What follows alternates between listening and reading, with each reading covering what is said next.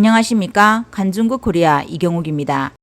중국의 경기 침체가 명백한 사실이 되었습니다. 체제 내부 전문가들은 부동산 붕괴로 인한 전반적인 경제 충격을 우려하는 것이 아니라 그들이 더욱 긴장하는 것은 중국에서 1998년과 같은 정리해고의 물결이 다시 발생한다면 중공은 어떻게 대응할 것인가 하는 것입니다. 해외 언론 칸중국의 평론가 쩌롱은 1998년 전국민 정리해고의 물결 이후 24년이 흘렀다고 지적했습니다. 당시 재앙적인 실업난은 중국 전체를 휩쓸고 특히 북부 지방의 일부 산업도시를 강타했습니다. 예를 들어 북동부 경우 국영기업은 한 번에 수만 명의 사람을 해고했으며 이는 도시 전체를 마비시킬 정도였습니다. 1998년에 전국민 실업난은 1998년에 시작된 게 아닙니다. 1993년부터 실적이 좋지 않은 국유기업을 통폐합할 계획으로 1993년 당시 누계 300만 명 이상 해고했고 그 수는 해마다 증가했습니다.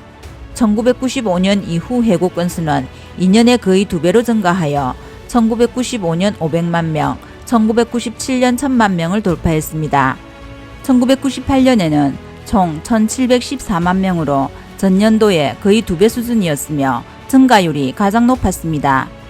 이러한 실업난은 2001년까지 계속되었습니다.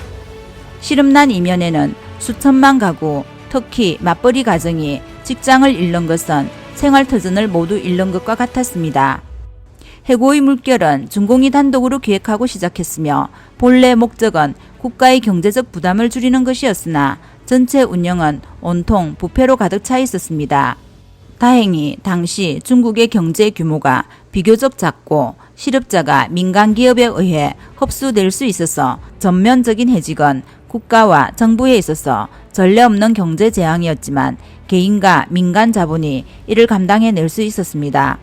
하지만 중공 권력자들은 이 기회를 틈타 많은 부를 빼앗고 주요 분야를 장악하기 시작했습니다. 그러나 이번은 다릅니다.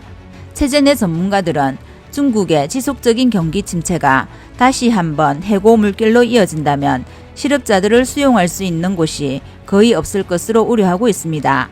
1998년의 실직 사태가 중공에 의해 고의로 준비되었다면 이번 실직 사태는 반대로 중공이 모든 방법을 동원해 미루거나 피하려고 하는 상황입니다.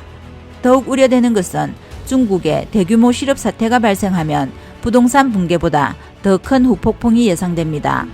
최근 부동산을 구매했지만 건설업자의 자금 문제로 건축이 중단된 미완성 건물주들이 가장 비참하다고 하는데 만약 실업 사태가 발생하면 이 건물주를 포함한 사람들 모두가 더 큰 재앙에 직면하게 될 것입니다.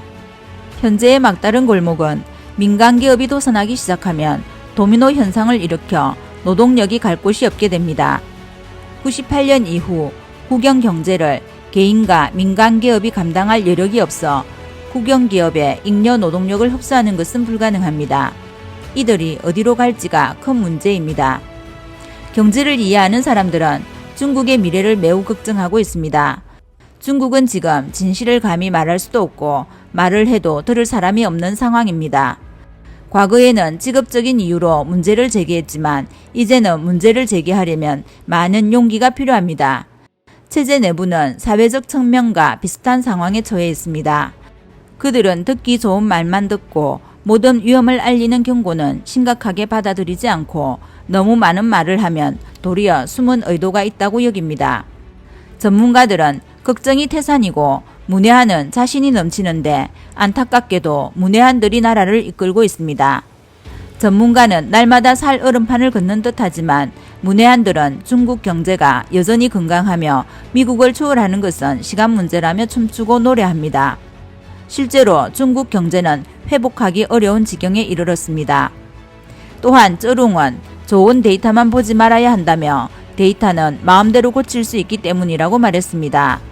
자신의 삶이 이전보다 나은지를 보라. 전염병 통제에 의한 경제 파괴는 단지 하나의 요인일 뿐이며 경제가 어려움에 직면한 것은 제도적 문제와 밀접한 관계가 있다라고 깨우쳐 주었습니다. 지난해 중공통계청은 중국의 탄력적 고용 인구가 2억 명에 달하며 상당수가 어쩔 수 없이 배달과 택배 일을 한다고 밝혔습니다. 이들 업종만으로는 미래의 대규모 실업을 해결할 수 없습니다. 중국인의 슬픔은 결코 삶이 없고 다만 바쁘게 살고 있을 뿐입니다. 지금 중요한 것은 문제 발생의 끝을 가리키고 있다는 것입니다. 애석하게도 현재로서는 대책이 없어 회피하거나 해결할 수 없습니다. 이번 영상은 여기까지입니다. 구독과 좋아요는 격려입니다. 공유는 나눔의 시작입니다. 감사합니다.